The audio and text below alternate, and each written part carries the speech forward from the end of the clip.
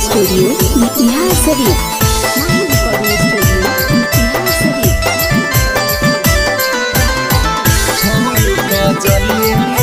Music by Ankit Ahir. गुलाब के फूल दिलियो कहीं कबू लगे, गुलाब के फूल दिलियो कहीं कबू लगे। छौड़ी अंजलिए ने अनगे नहीं तू भूल गे, छौड़ी कजलिए ने अनगे नहीं तू भूल गे। एक साथे जहान ही पढ़े हाइया सकू लगे, एक साथे जहान ही पढ़े हाइया सकू लगे। छौड़ी कजलिए ने अनगे नहीं तू भूल गे, छौड़ी अंजलिए ने अनगे नहीं तू भूल गे।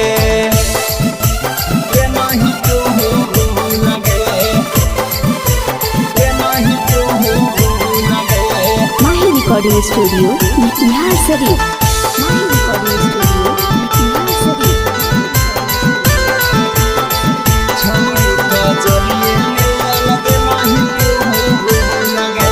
गे छौड़ी दिला लगैनी कसम खैनी तब भूलैनी गे, गे छौड़ी दोसर पटैनी पागल बनैनी छोड़ी के गैनी गे।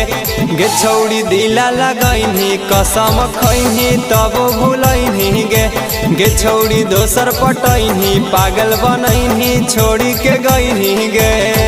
लाली बाली किन के दिलियो हौरी डर में कू लगे, लाली बाली किन के दिलियो और डर में कू लगे। छौड़ी कजलिए ने अनगे नहीं तू भूल गे, छौड़ी अंजलिए ने अनगे नहीं तू भूल गे।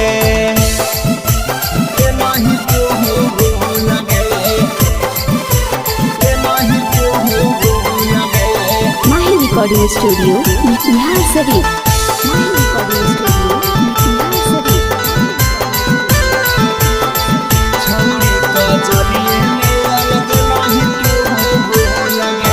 गे छौड़ी रोज दोपहरिया मिले तू आव हनी रहरिया गे, गे छौड़ी ओढ़नी बिछा के कोरा सुता के लड़ावे नजरिया गे। गे छौड़ी रोज दोपहरिया मिले तू आव हनी रहरिया गे, गे छौड़ी ओढ़नी बिछा के कोरा सुता के लड़ावे नजरिया गे।